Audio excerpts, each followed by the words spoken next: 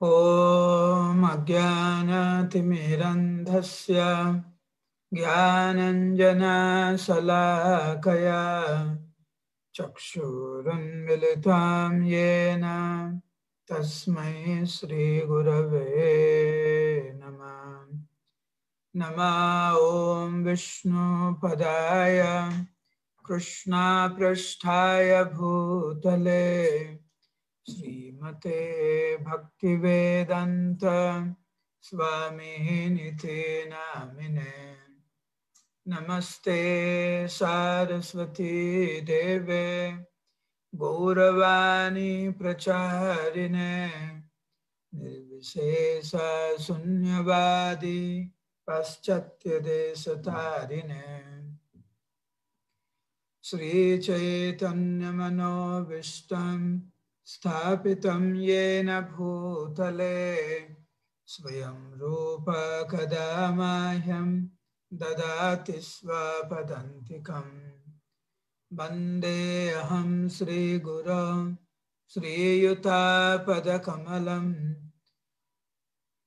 श्रीगुरुन् वैष्णवांश्च श्रीरूपं साग्रजातं सहगना रघुनाथान्वितं तं सजीवं साद्वैतं सावधूतं परिजनसहितं कृष्ण चैतन्यदेवं श्रीराधा कृष्णपादं सहगना ललिता श्रीवृषाखन्वितांश्च।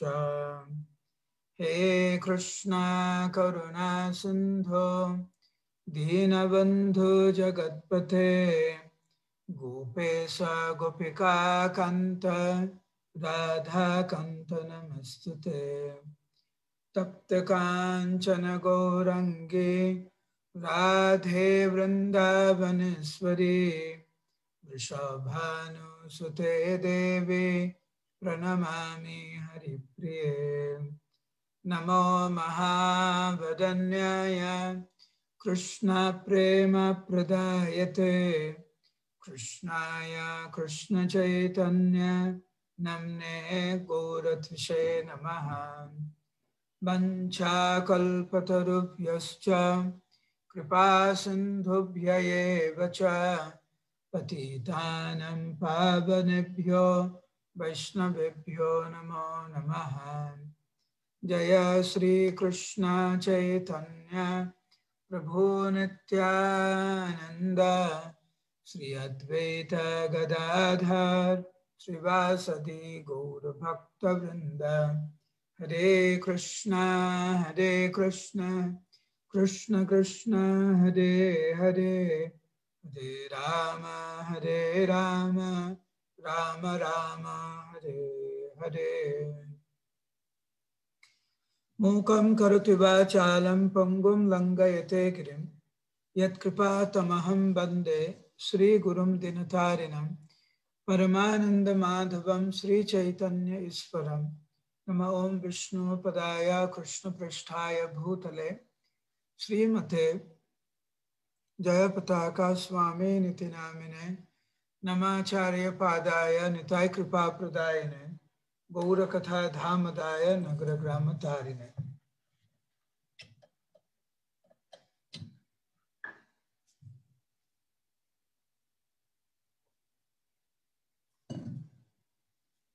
हरे कृष्ण। तो आजकेर आमरा दामोदर लीलार तृतीय दिन आमरा श्रवण करছি। আমার মনে হয় আরেক দিন লাগবে, তাহলে আমরা 5 দিনে দামোদর লীলা মোটামুটি একটা ধারণা আমরা নিতে পারছি দামোদর লীলার। তো গতকাল আমরা আলোচনা করছিলাম কিভাবে মা যশোদার হাতে লাঠি দেখে কৃষ্ণ অত্যন্ত ভয়ভীত হয়েছিলেন। কৃষ্ণ বারবার বলছে তুমি আমাকে ক্ষমা করো লাঠি দেখে, কারণ মায়ের হাতে ওইভাবে লাঠি কৃষ্ণের উদ্দেশ্যে কৃষ্ণকে শাসন করার উদ্দেশ্যে মায়ের হাতে লাঠি আগে কৃষ্ণ কখনো দেখেনি। সেই জন্য অত্যন্ত ভয়ভীত হয়েছিলেন কৃষ্ণ, এবং মায়ের হাতে লাঠি দেখে কৃষ্ণ দৌড়াতে লাগলেন যাতে মা ধরতে না পারে। যদিও মা যশোদা কিন্তু লাঠিটা হাতে নেয়নি, কৃষ্ণকে প্রহার করার জন্য হাতে লাঠি নেয়নি, কৃষ্ণকে ভয় দেখানোর জন্য লাঠি নিয়েছে। কিন্তু কৃষ্ণ তো ওটা বুঝতে পারেনি। কৃষ্ণ ভেবেছে তাকে মারার জন্য মা হাতে লাঠি নিয়েছে এই প্রথমবার। সেই জন্য ভয়ে ভীত হয়ে কৃষ্ণ দৌড়াতে লাগলেন। যখন দৌড়াতে লাগলেন, মা কিন্তু বারবার বলছে, কৃষ্ণ তুমি দৌড়াবে না, তুমি দাঁড়াও, তুমি দাঁড়াও। তো মা যত বলছে কৃষ্ণকে না দৌড়ানোর জন্য, ভয়ে ভীত হয়ে কৃষ্ণ কেবল দৌড়াচ্ছে। এবং যদিও কৃষ্ণ খুব ছোট,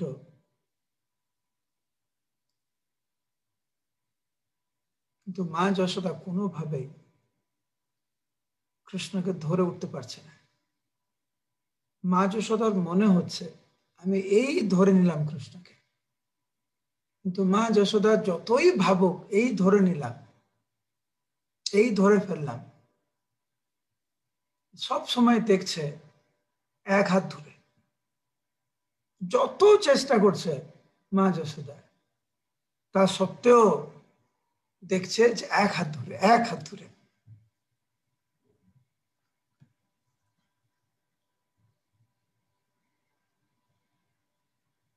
দৌড়াচ্ছে কৃষ্ণ, কিন্তু মা যশোদাকে বারবার বলছে,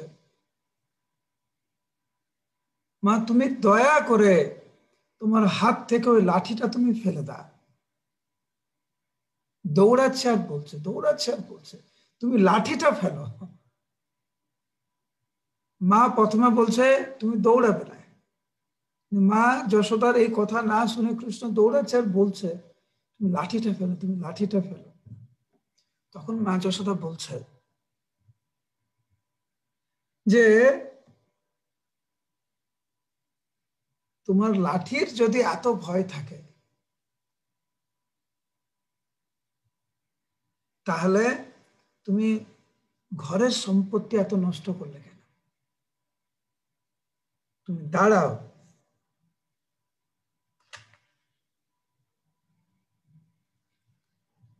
কৃষ্ণ মাকে বিশ্বাস করতে পারছে না এই মুহূর্তে। যখন ঘরের চারিদিকে দৌড়াচ্ছে, পারছে না, আর দেখছে মা যশোদা কোনো মতেই ছাড়তে রাজি না, আজকে কৃষ্ণকে ধরে শাসন করবেই, এরকম একটা নাছোড়বান্দা একটা মনোভাব মা যশোদার। তখন কৃষ্ণ চিন্তা করলেন যে যেহেতু আমি ঘরের এই দুয়ারেই দৌড়াচ্ছি, প্রাঙ্গণেই দৌড়াচ্ছি, যদি আমি একটু বাইরে যাই, মানে গেটের দিকে যাই যেখানে অন্যান্য লোকরাও আছে, তাদেরকে দেখে হয়তো মা যশোদা আমাকে শাসন করবে না, আমাকে ধরারও চেষ্টা করবে।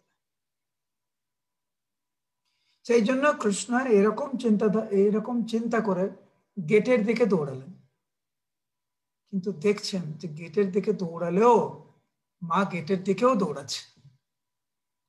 তার মানে কৃষ্ণের যে চিন্তাধারা ছিল যে হয়তো মা গেটের কাছে যাবে না, কিন্তু কৃষ্ণ এখানেও ভুল ছিল।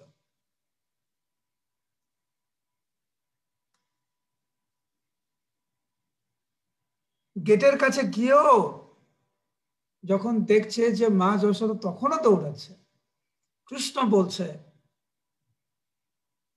যে মা তুমি দয়া করে লাঠিটা তুমি ফেলো, তারপরে তুমি আমার সঙ্গে কথা বলো, আগে তুমি লাঠিটা ফেলো। তো কৃষ্ণকে আশ্বস্ত করার জন্য মা যশোদা ওনার হাত দিয়ে, এক হাত দিয়ে লাঠিটা পিছনে লুকিয়ে রেখেছে, আর মা যশোদা মুখে বলছে আমি লাঠিটা ফেলে দিয়েছি। এখন মা যশোদা এই যে বলেছে যে আমি লাঠিটা ফেলে দিয়েছি, তখন কৃষ্ণের একটু সাহস হয়েছে, পিছনে তাকিয়ে দেখছে। যখন পিছনে দেখতে গিয়েছে তখন স্বাভাবিকভাবে দৌড়ানোর যে দ্রুত গতিতে দৌড়াচ্ছিলেন কৃষ্ণ, সেইভাবে ওইটা একটু কমে গেছে। তখনই মা যশোদা ধরেছে কৃষ্ণকে। যখন মা যশোদা বলল আমি লাঠি ফেলে দিয়েছি, প্রকৃতপক্ষে লাঠিটা কিন্তু ফেলেনি, লুকিয়ে রেখেছিলেন লাঠিটা। আর যে পিছনে দেখতে গিয়েছে কৃষ্ণ ধরা পড়ে গেছে।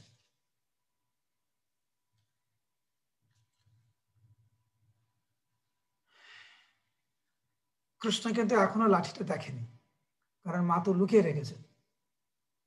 কিন্তু কৃষ্ণ ভাবছে যেহেতু আমাকে এখন ধরে ফেললো, হয়তো লাঠিটা যদি মাটিতে পড়ে থাকে, আমাকে লাঠি দিয়েই আমাকে প্রহার করবে হয়তো।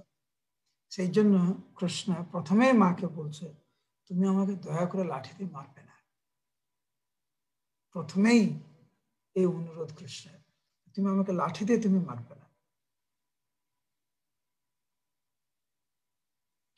তখন মা যে পিছনে লাঠিটা লুকিয়ে রেখেছিল সামনে নিয়ে এসছে।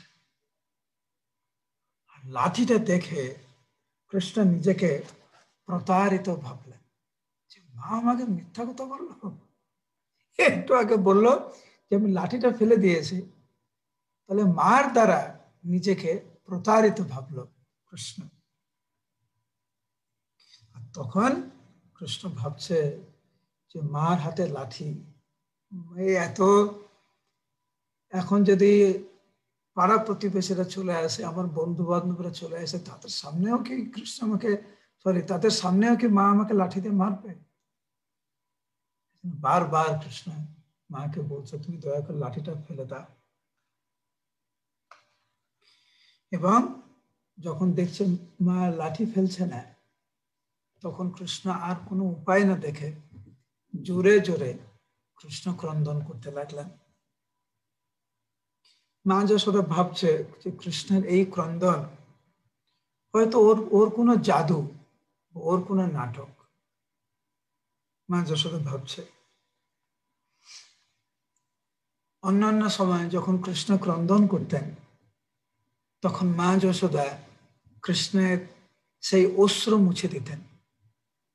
কিন্তু আজকের সেই মায়ের সামনেই কৃষ্ণ ক্রন্দন করছেন, কিন্তু মা তার চোখের জল মুছছে না। কিন্তু কৃষ্ণ যেভাবে ভয়ে কম্পিত হয়ে ক্রন্দন করছিলেন, সেইটা দেখে মায়ের হৃদয়টা একটু কোমল হলো। কিন্তু উনি ভাবলেন যে কৃষ্ণ আজকে যা দুষ্টমি করেছে, ঘরে যা করেছে, এইটা যদি আমি সহ্য করে নিই, কৃষ্ণকে যদি শাসন না করি, তাহলে কৃষ্ণ বড় হবে কি করে? ওকে আমি কি শিক্ষা দেব? সেই জন্য কৃষ্ণকে সঠিক পথে আনার জন্য, কৃষ্ণকে বোঝানোর জন্য যে কৃষ্ণ যেটা করেছে সেটা ভুল, এবং কৃষ্ণকে উচিত শিক্ষা দিতে হবে আমাকে। মা হয়ে আমি যদি ওর অন্যায়টাকে আমি যদি প্রশ্রয় দেই, তাহলে কৃষ্ণ বড় হবে কি করে? সেই জন্য যদিও কৃষ্ণ আকুলভাবে ক্রন্দন করছিলেন, ভয়ে কাঁপছিলেন, এবং সেটা দেখে মারও কষ্ট হচ্ছিল, কিন্তু বাহ্যিকভাবে উনি শক্ত হলেন। আরো শক্ত হয়ে প্রথমেই কৃষ্ণকে কিছু কঠোর শব্দ ব্যবহার করেছে মা। এখন ধরেছে তো, এতক্ষণ পরে অনেক কষ্ট ধরেছে, কিন্তু সহজে ধরা যায়নি। ভাগবতে তার বর্ণনা রয়েছে, মা পুরো হাঁপিয়ে গেছিলেন। মা যশোদার অনেক কষ্ট হয়েছে কৃষ্ণকে ধরতে, এখন ধরেছে, কৃষ্ণ কান্না করছে, মা যশোদা অনেক চিন্তা করে শক্ত হয়ে গেলেন নিজেকে। প্রথমেই কৃষ্ণকে মা যশোদা বলছে, হে অশান্ত বালক, তোমার এত রাগ, এত ক্রোধ, তোমার এত লোভ, তোমার তো মনে হচ্ছে, তোমাকে দেখে মনে হয় তুমি একটা বানর। মা যশোদা এইভাবে কৃষ্ণকে বলছে, হে লোভী, হে বানর প্রিয়, হে রাগী, হে অশান্ত বালক। মা যশোদা যখন এই সমস্ত কড়া কড়া শব্দ ব্যবহার করছে কৃষ্ণের উপরে, কৃষ্ণ দুঃখ পাচ্ছিল যে মা আমাকে এরকম কড়া ভাষায় আমাকে বলছে, আমি লোভী, আমি অশান্ত, আমি রাগী, আমি বানর প্রিয়। এনিওয়ে, এটা বলে লাঠি নিয়ে আবার কৃষ্ণকে দেখাচ্ছে, লাঠিটা মারছে না, দেখাচ্ছে। মনে মনে ভাবছে কৃষ্ণ যে মা যে আমাকে লাঠি দেখাচ্ছে, সত্যিই কি আমাকে মারবে? এরকম চিন্তা করে কৃষ্ণ জোরে জোরে কান্না করতে শুরু করলেন। আর মা যশোদা বলছে, তুমি এরকম দুষ্টামি কেন করলে, এত অনিষ্ট কেন করলে তুমি? কৃষ্ণ বলছে, মা আমি প্রতিজ্ঞা করছি আমি এরকম ভুল আর কোনোদিন করবো না। যখন, কারণ কৃষ্ণ তো সবসময় মায়ের কাছে প্রতিজ্ঞা করতেই থাকে, এটা করবো না, ওটা করবো না, কিন্তু ওগুলোই করে। তখন মা যশোদা তাকে বলছে, রে চোর, তুই তো একটি চোর, চোরের প্রতিজ্ঞার কোনো দাম থাকে না। মা যশোদা এরকম করে কৃষ্ণকে বলছে, এখন থেকে আমি তোমাকে মাখনও দেব না, তোমাকে দইও দেব না, তোমাকে আমি বেঁধে রাখবো, তোমার বন্ধুদের সঙ্গে খেলতে দেবো না, বানরদের সঙ্গে তোমাকে খেলতে দেবো না। যখন কৃষ্ণকে এরকম বলেছে যে তোমাকে বন্ধুদের সঙ্গে খেলতে দেবো না, মাখন দেবো না, বানরের সঙ্গে খেলতে দেবো না, মা যশোদার এই কড়া মনোভাব শ্রবণ করে কৃষ্ণ আবার কান্না করতে করতে বলছে যে মা আমি এগুলো করবো না, আমার এরকম আর ভুল হবে না। আর এমন ভয়ে কৃষ্ণ কাঁপতে কাঁপতে এগুলো বলছিলেন, মা যশোদা ভাবলেন যে না, ওকে আর এরকম ভয় দেখানো ঠিক হবে না, সেই জন্য লাঠিটা উনি ফেলে দিলেন। কৃষ্ণ যেই মুহূর্তে দেখলেন যে মা যশোদা লাঠি ফেলে দিয়েছে, তখন কৃষ্ণের মনে একটু সাহস হয়েছে যে ঠিক আছে, লাঠি যখন ফেলে দিয়েছে, সে কমপক্ষে আমাকে লাঠি দিয়ে আমাকে প্রহার করবে না।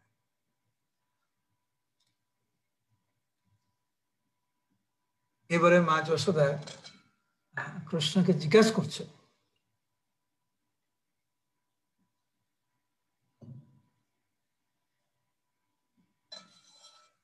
তোমার এই যে স্বভাব, পরের ঘরে মাখন চুরি করা, নিজের সম্পত্তি নষ্ট করা, আমার অবাধ্য হচ্ছে তুমি, এগুলো তুমি কোথা থেকে পেয়েছো? এই স্বভাব তুমি কোথা থেকে পেয়েছো? তোমার পূর্বপুরুষ থেকে? মানে মা যশোদা রেগে রেগে বলছে, কিন্তু তুমি কি এই স্বভাবগুলো পূর্বপুরুষ থেকে পেয়েছো? আর কৃষ্ণ মাথা নেড়ে বলছে, হ্যাঁ মা, আমি এই সমস্ত স্বভাব পূর্বপুরুষ থেকে পেয়েছি। মা যশোদা যে রেগে রেগে বলছে, আর কৃষ্ণের এখানে সরলতা প্রকাশ পাচ্ছে। ছোট্ট ব্রজ বালকের ভূমিকা পালন করছে কৃষ্ণ, ছোট্ট শিশুর যশোদানন্দনের ভূমিকা পালন করছে। সেই জন্য মা যশোদা যখন রেগে রেগে বলছে, তোমার এরকম স্বভাব কি পূর্বপুরুষ থেকে পেয়েছ?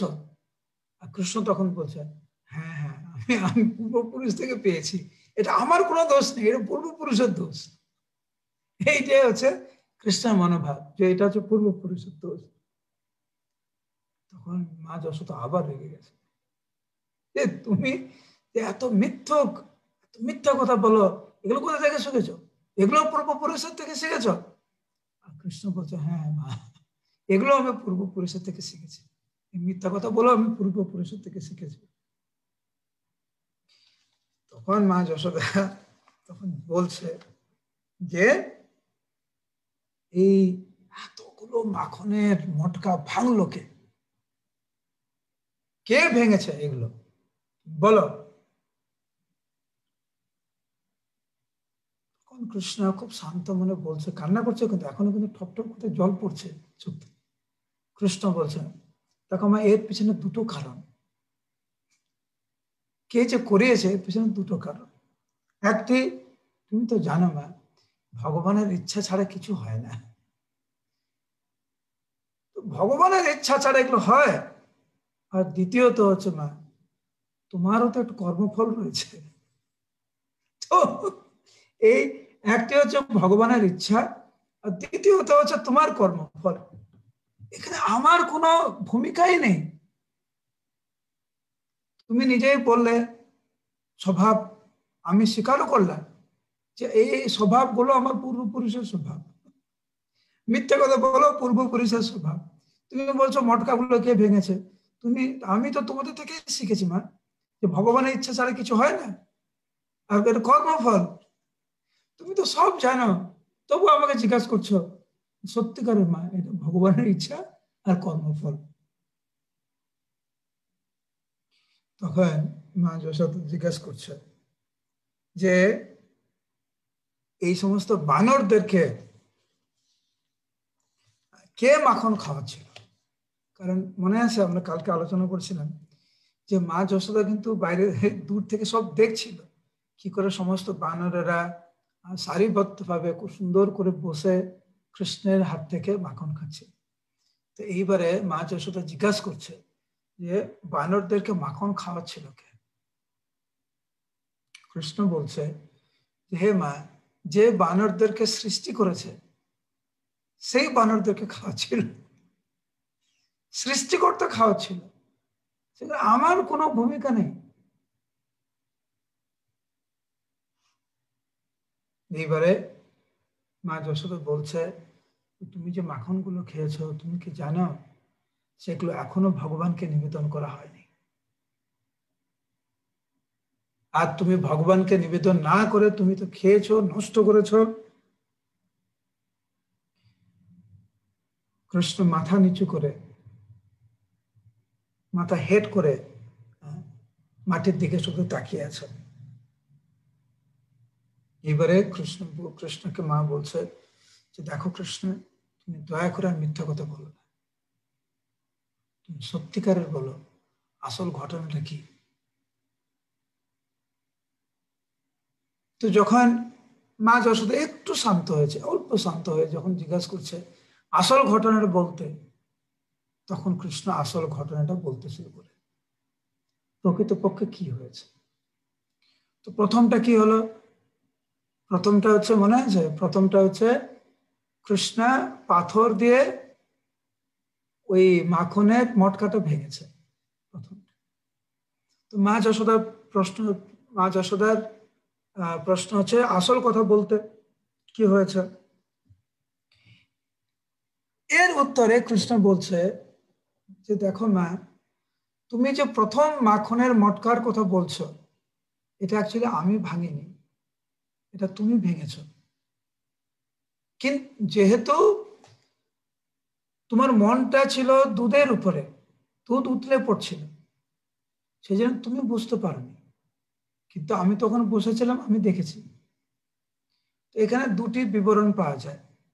একটিতে বলা হয়েছে যে কৃষ্ণ মাকে বলছে যে তুমি যখন দৌড়ে যাচ্ছিলে, তোমার পায়ের নপুর সেই মাখনের মটকাটাতে লেগে ভেঙে গেছে। তো প্রকৃতপক্ষে ওই যে প্রথম মাখনের যে মটকাটা ভাঙলো, সেটা আমি দোষী না, সেটা তুমি ভেঙেছ। আর এখন সমস্ত দোষারোপ আমার উপরে। এটা কি ঠিক মা? তুমি বলছো গৌডানের যত মাখনের যে ভাণ্ড সেগুলো ভাঙা বানররা খাচ্ছিল, সেখানেও আমার কোনো ভূমিকা নেই মা। কারণ আমি যখন বাইরে এসে দেখি না গোডাউনটা খোলা,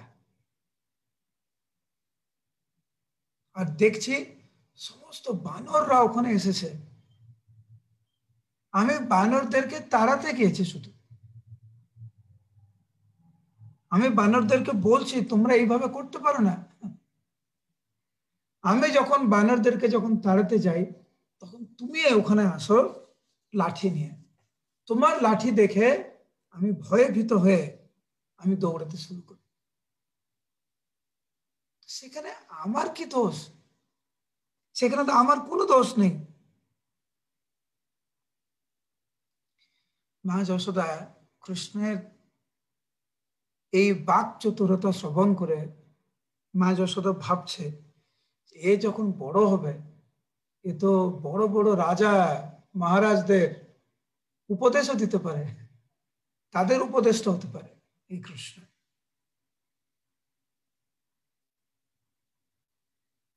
কৃষ্ণের এই কথা শুনে মা যশোদা অত্যন্ত অসন্তুষ্ট হলেন, ক্রোধান্বিত হয়ে বললেন, ওরে দুষ্টু বুদ্ধি তোর, তুই নন্দ মহারাজের পুত্র, তুই রাজার পুত্র, কিন্তু রাজার পুত্র হয়েও বানরদের সঙ্গে থাকতে থাকতে তোর বানরদের স্বভাব হয়েছে, তুই একটা বানর। মা যশোদা এরকম কড়া করে কৃষ্ণকে বলছে। তখন কৃষ্ণ নিজেকে অপমানিত বোধ করলেন। মা যশোদাকে বললেন, দেখো মা, তুমি যেহেতু আমাকে বানরের সঙ্গে তুলনা করছো, তাহলে রাজপ্রাসাদে থাকার আমার কোনো যোগ্যতা নেই। সেই জন্য তুমি আমাকে ছেড়ে দাও, আমি চলে যাব, আমি রাজপ্রাসাদে থাকবো না, আমি বন জঙ্গলেই থাকবো, ঠিক যেরকম বানররা থাকে আমি সেরকম থাকবো। মা যশোদা জানতেন কৃষ্ণ কতটা জেদি। কৃষ্ণের এই কথা শুনে মা যশোদা ভাবলেন হয়তো একটু বেশি বলে ফেলেছি, হয়তো কৃষ্ণের যে ক্রোধ, কৃষ্ণের যে জেদ, এইটা ভেবে মা যশোদা ভাবলেন যদি সত্যিকারে কৃষ্ণ চলে যায় আমার অজান্তে, সেই জন্য তাকে বেঁধে রাখাই ভালো।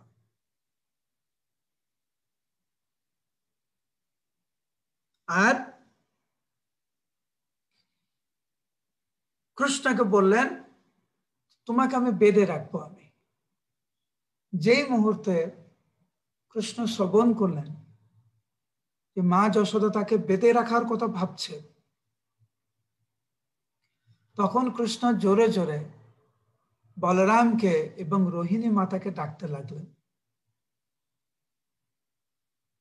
কৃষ্ণ মনে মনে ভাবছে যে যদি মা রোহিণী মাতা থাকতো, যদি বলরাম থাকতো, মা আমাকে এরকম বাধার কথা বলতো না। হে রোহিণী মা তুমি কোথায়, হে বলরাম তুমি কোথায়, বলে কৃষ্ণ ডাকতে লাগলেন। এর মধ্যে ব্রজবাসীরা চলে এসেছে, তারা এই অদ্ভুত দৃশ্য তারা দর্শন করছে। আর ব্রজবাসীরা, গোপিকারা ওইখানে এসেই মা যশোদাকে বলছে, তোমাদেরকে বলেছিলাম না, তোমাকে বলেছিলাম না, আজকের হাতে নাতে তুমি কৃষ্ণকে ধরলে। আগে কতবার তোমাকে কৃষ্ণের বিরুদ্ধে আমরা অভিযোগ করেছি, তুমি কখনো কোনো গুরুত্ব দিতে না, কিন্তু আজকে তুমি নিজেই কৃষ্ণকে ধরলে। এবার তুমি বিচার করো। কৃষ্ণের সামনেই গোপিকারা এসে মা যশোদাকে এইভাবে বলতে লাগলেন। আর মা যশোদার নজর গেল উদুকলের দিকে। যেহেতু উদুকলকে ব্যবহার করে কৃষ্ণ গোড়ানের যে মাখনগুলো উপরে ঝুলছিল সেগুলো নামিয়েছিলেন। সেই জন্য মা যশোদা কৃষ্ণকে বলতে লাগলেন যে তোমার তো উদুকলের সঙ্গে ভালোই ঘনিষ্ঠ সম্পর্ক, সেই জন্য আমি তোমাকে উদুকলের সঙ্গে তোমাকে বেঁধে রাখবো, তুমি থাকো উদুকলের সঙ্গে।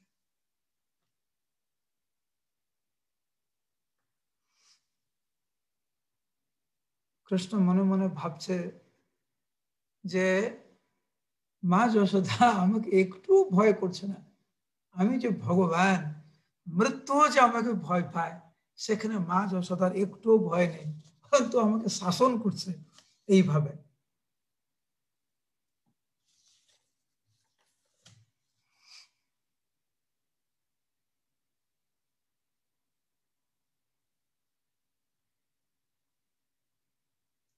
এইবারে মা যশোদা চেষ্টা করলেন কৃষ্ণকে বাঁধার জন্য উদুকলে। আর আমরা জানি যে যতবারই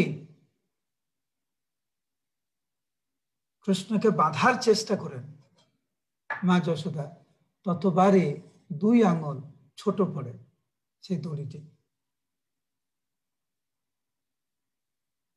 স্তম্ভিত হলেন মা যশোদা।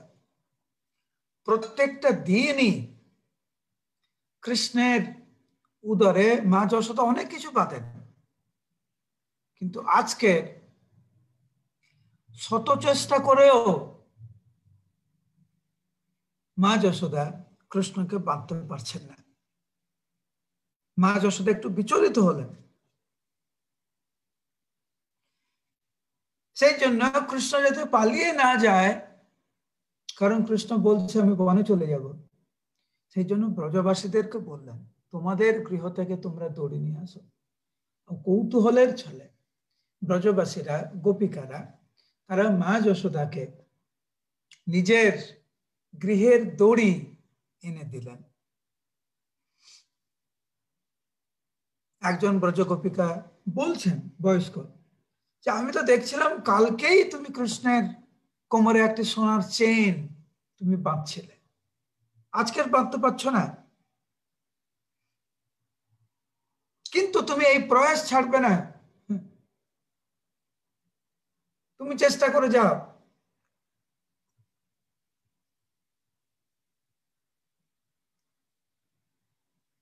যখন অনেক চেষ্টা করেও মা যশোদা বাঁধতে পারছে না কৃষ্ণকে, তখন কৃষ্ণ মা যশোদাকে বলছে, দেখো মা, আমি তো তোমাকে বলেছি যা কিছু হয়েছে সব ভগবানের ইচ্ছায় হয়েছে, তুমি মানতে চাইছো না। দেখো, তুমি আমাকে বাঁধতে চাইছো, কিন্তু ভগবান আমাকে বাঁচাতে চাইছে, সেই জন্য তুমি বুঝার চেষ্টা করো, তো ভগবানের ইচ্ছা।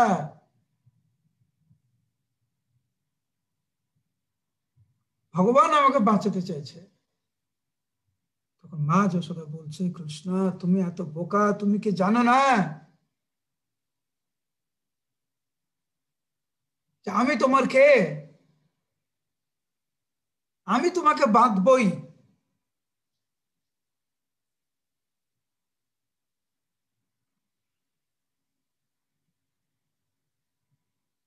আর দেখি তোমার ভগবান তোমাকে কি করে বাঁচায়। তোমাকে, তুমি যে বলছো ভগবান তোমাকে বাঁচাবে, ঠিক আছে, আমি দেখছি তোমার ভগবান তোমাকে কি করে বাঁচায়। আর ঠিক সেই সময় কৃষ্ণের বন্ধুরা শ্রীদাম, সুদাম ঠিক এই সময় হাজির হয়। আর যেই মুহূর্তে কৃষ্ণ তার বন্ধুদেরকে দেখেছে, কৃষ্ণ জোরে জোরে ক্রন্দন করতে শুরু করলেন, তাদের থেকে সহানুভূতি নেওয়ার জন্য, তারা যাতে তার পাশে দাঁড়ায়। আর কৃষ্ণ এমন ভাবে ক্রন্দন করছে, কৃষ্ণের ক্রন্দন দেখে শ্রীদাম, সুদাম সবাই ক্রন্দন করতে লাগলেন। মা যশোদা ভাবছেন কি, আমি এত চেষ্টা করেও যে কৃষ্ণকে বাঁধতে পারছি না, সত্যি কি ভগবান নারায়ণ আমাকে কিছু বলার চেষ্টা করছে, আমাকে কিছু শিক্ষা দেওয়ার চেষ্টা করছে।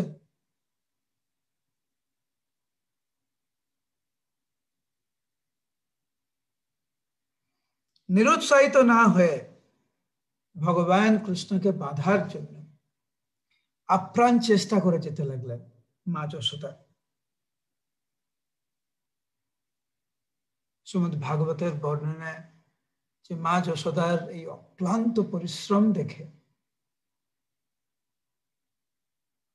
ভক্তের পরিশ্রম দেখে ভগবান রাজি হলেন মায়ের প্রেমের বন্ধনে আবদ্ধ হওয়ার জন্য।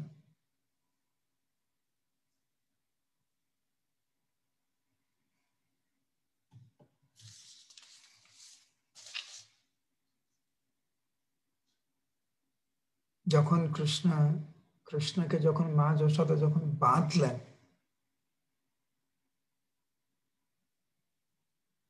তখন কৃষ্ণকে মা যশোদা বলছে, আমি আশা করি কৃষ্ণ তুমি এর থেকে কিছু শিক্ষা তুমি পাবে, তুমি একটু শান্ত হও, তুমি একটু ভদ্র হও, আমি আশা করব তো তুমি বানরের মতো চঞ্চলতা তুমি আর করবে না, তুমি এখন তোমার বন্ধুদের সঙ্গে তুমি থাকো, আর তুমি যা কাণ্ড করে এসেছো ঘরের ভিতরে আমি সেগুলোকে একটু গুছাই, তুমি বন্ধুদের সঙ্গে তুমি খেলো। এই বলে কৃষ্ণকে একটু আদর করে কৃষ্ণকে অনেক কিছু ভালো কথা বললেন তুমি এখন বন্ধুদের সঙ্গে খেলো, আর বন্ধুদেরকে বললেন যে তোমরাও কৃষ্ণকে দেখবে যাতে ওর কোনো অসুবিধা না হয়। হরে কৃষ্ণ কৃষ্ণ কৃষ্ণ হরে হরে, হরে রাম রাম রাম হরে হরে। এর পরবর্তী লীলা আমরা পরের ক্লাসে আমরা শুনবো। আমার আজকের এটার পরে মনে হচ্ছে আরো হয়তো 2টি ক্লাস লাগবে, তো আমি দেখি কি করা যায়। অলরাইট, আমরা এখন রাধিকার থেকে ওই ভজনটি আমরা শ্রবণ করব। রাধিকা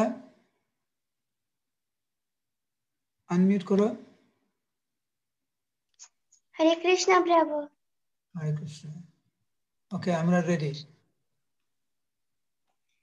নিতাই আমার পরম দয়াল, নিতাই আমার পরম দয়াল, নিতাই আমার পরম দয়াল, নিতাই আমার পরম দয়াল, আনিয়া প্রেমের বন্যা জগত করিল ধন্য, আনিয়া প্রেমের বন্যা জগত করিল ধন্য, ভরিল প্রেমেতে নদী খাল, ভরিল প্রেমেতে নদী খাল, লাগিয়া প্রেমের ঢেউ বাকি না রহিল কেউ, লাগিয়া প্রেমের ঢেউ বাকি না রহিল কেউ, পাপি তাপি চলিল ভাসিয়া, পাপি তাপি চলিল ভাসিয়া, সকল ভকত মেলি সে প্রেমেতে করে গেলি, সকল ভকত মেলি সে প্রেমেতে করে গেলি, কেহ কেহ যায় সাতারিয়া, কেহ কেহ যায় সাতারিয়া, ডুবিল নদিয়া পুরো ডুবে প্রেমে শান্তি পুরো ডুবিল নদিয়া পুরো ডুবে প্রেমে শান্তি পুরো দোহে মেলি বাইছো খেলা দোহে মেলি বাইছো খেলা দোহে মেলি বাইছো খেলা তা দেখি নিতাই হাসে সকলে প্রেমে ভাসে তা দেখি নিতাই হাসে সকলে প্রেমে ভাসে বাসুগো সাবু ডুবু খায় বাসুগো সাবু ডুবু খায় বাসুগো সাবু ডুবু খায় নিতাই আমার পরম দয়াল নিতাই আমার পরম দয়াল নিতাই আমার পরম দয়াল নিতাই আমার পরম দয়াল ওরে নিতাই আমার পরম দয়াল নিতাই আমার পরম Dayal Hare Krishna Prabhu. Hari Bol. Thank you so much, Radhika. It was beautiful. Thank you. খুব সুন্দর না? Hare Krishna.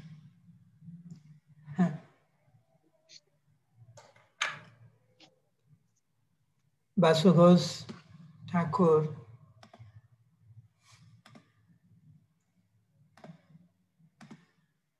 মহাপ্রভুর অনেক লীলার সাক্ষী। নিত্যানন্দ প্রভুর অনেক লীলার সাক্ষী। মহাপ্রভুর নদিয়া লীলার সাক্ষী বাসু ঘোষ ঠাকুর।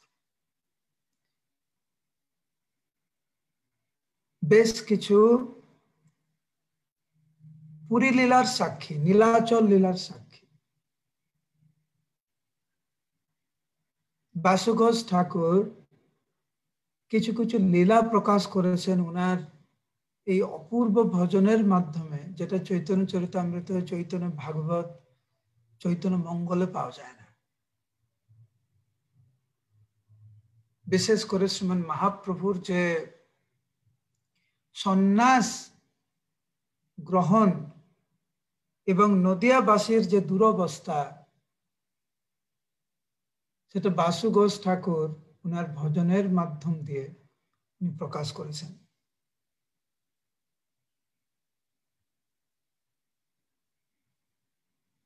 নিত্যানন্দ প্রভুর করুণার কথা বাসু ঘোষ ঠাকুর অপূর্ব রূপে বর্ণনা করলেন এই ভজনটির মাধ্যমে। হরে কৃষ্ণ।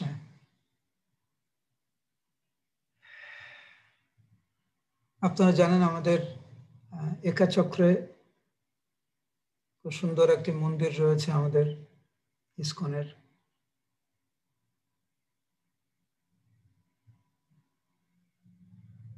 ওইখানে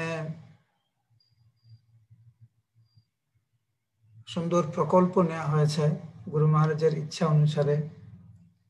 ওইখানে 30-40টি গাভী রয়েছে, প্রায় 35 জনের মতো ব্রহ্মচারী রয়েছে, ছোট্ট গেস্ট হাউস আছে, খুব সুন্দর মন্দির। রাধা মাধব, শ্রী গৌর নিতাই। আর যারা মায়াপুরে আসবেন, যদি আপনাদের সম্ভব হয়, নিশ্চয়ই একাচক্রতে যাবেন। ওখানে থাকার ব্যবস্থা, প্রসাদের ব্যবস্থা সবই ওখানে রয়েছে। আমার যে সেবার দায়িত্ব রয়েছে, যে সমস্ত এলাকাতে আমি আমার ম্যানেজারিয়াল দায়িত্ব, তার মধ্যে একাচক্র মন্দিরটাও পড়ে। তো আপনারা যদি একাচক্রে যেতে চান আমার সঙ্গে আমাকেও বলতে পারেন যদি কোনো অসুবিধা হয়। না হলে যে সিস্টেমটা আছে সিস্টেমের মাধ্যম দিয়ে গেলে কোনো অসুবিধা হবে না। যদি কোনো অসুবিধার সম্মুখীন হন আমাকে বলতে পারেন। খুব সুন্দর মন্দির ওখানে। আমরা চেষ্টা করছি যে আরো সুন্দর করে জায়গাটাকে গড়ে তুলতে, গুরু মহারাজের ইচ্ছা অনুসারে, যাতে ভবিষ্যতে ওইখানে ভক্তরা গিয়ে থাকতে পারে, সাধন ভজন করতে পারে। আমাদের ইচ্ছাটা এরকম যে কোনো ভক্ত যদি ওখানে থাকতে চায় 3-4 দিন 4-5 দিন থাকলো, ভালো করে সাধন ভজন করলো, কারণ ওইখানে একদম শান্ত পরিবেশ, গ্রাম্য পরিবেশ।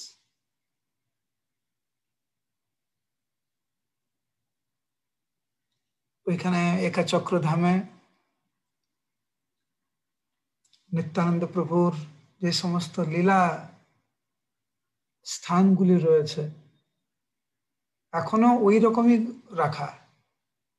সেরকম মডার্ন আধুনিক ডেভেলপমেন্ট এখনো সেরকম হয়নি, কিন্তু জানি না কতদিন এরকম থাকবে, কিন্তু এখনো তো এরকম আছে।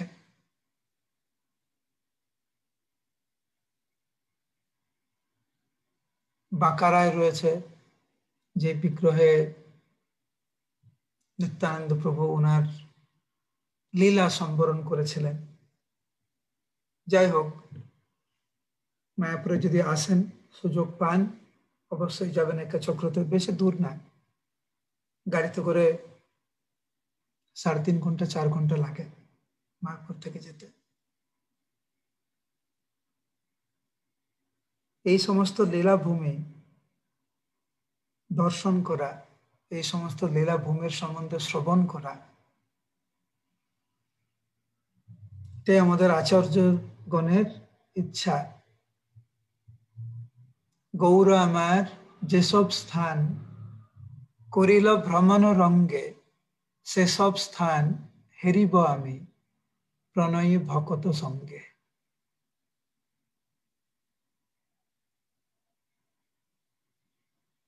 বাংলাদেশেও মহাপ্রভুর পার্শ্বদের অনেক লীলাভূমি রয়েছে।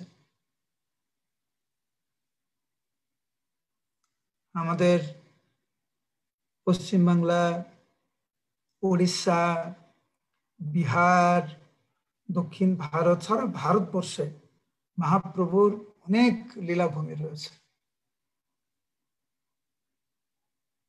আমরা যতই যাই ওই স্থান দর্শন করি, ওই স্থানের মহিমা আমরা শ্রবণ করি, আমাদের হৃদয়কে পবিত্র করে, হৃদয়কে শান্ত করে, আশার আলো দেখায়, আমাদেরকে আশ্রয় দেয়, নিরাপদ স্থান। আরেকটা বিষয় হচ্ছে কি, ভক্তনাথ ঠাকুর বর্ণনা করেছেন, একটি তো হচ্ছে ওই ধামে যাওয়া, দর্শন করা, ওখানে থাকা, কিন্তু কোনো ভক্ত যদি সেই সুযোগ না পান, আপনারা যেখানেই আছেন সেই সমস্ত স্থানকে স্মরণ করেও আপনারা একই কৃপা আপনারা পেতে পারেন। এইটি হচ্ছে ধামের মহিমা, বিশেষ করে গৌর মণ্ডল ভূমির মহিমা। মহাপ্রভু হচ্ছেন মহাবাদান্য অবতার। যেমন এখন লকডাউন, অনেকে আসতে পারছেন না, যদিও মায়াপুর টিভিতে মায়াপুরকে দেখলে মনে হয় না এখানে কোনো লকডাউন চলছে এখন। হ্যাঁ, পুরো ভিড়, এত ভিড়, হে কৃষ্ণ।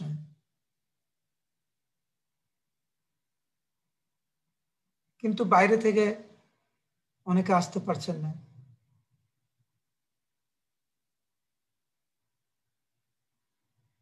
যেমন এখন জগন্নাথপুরীর মন্দির এখনো বন্ধ। ট্রেন যাচ্ছে, ফ্লাইটও যাচ্ছে, কিন্তু মন্দিরটা এখনো বন্ধ। অন্য ছোট ছোট মন্দিরগুলো খোলা, কিন্তু জগন্নাথ মন্দিরটা এখনো বন্ধ পাবলিকের জন্য, কিন্তু আমরা স্মরণের মাধ্যমে, ধামের স্মরণের মাধ্যমে, জগন্নাথকে স্মরণ করে সেই কৃপা আমরা পেতে পারি। তো হরে কৃষ্ণ কৃষ্ণ কৃষ্ণ হরে হরে, হরে রাম রাম রাম হরে হরে।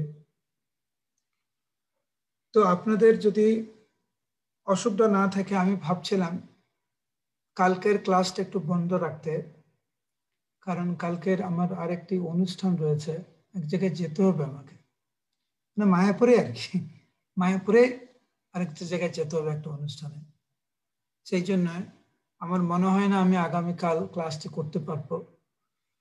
তো কালকের ব্রেক দিয়ে আমরা পরশুদিন থেকে আবার ক্লাসটা আমরা করব। তো আশা করি আমাকে মার্জনা করবেন এর জন্য। আমি একবার ভাবছিলাম যে বিকালে নিয়ে আসবো, তারপরে আবার ভাবলাম যে একদিন বিকালে একদিন সকালে অনেক কনফিউজ হয়ে যায়, দরকার নেই, একদিন ব্রেক থাক, পরশুদিন থেকে আমরা একই সময় আবার ক্লাস করব। আমার মনে হচ্ছে না যে আমি আর একটা ক্লাসে ওই দামোদর লীলাটা শেষ করতে পারবো, মনে হচ্ছে আর দুটো ক্লাস লাগবে, তারপরে আমরা শেষ করে গৌর পার্শ্বদের নিয়ে আমরা কিছুদিন আলোচনা করব, তারপরে আবার বৃহৎ ভাগবতামৃতের। আমি ফেসবুকটা এখন বন্ধ করে দিই, তারপরে তোমাদের যদি কিছু বলার থাকে তোমাদের থেকে শুনবো। হরে কৃষ্ণ।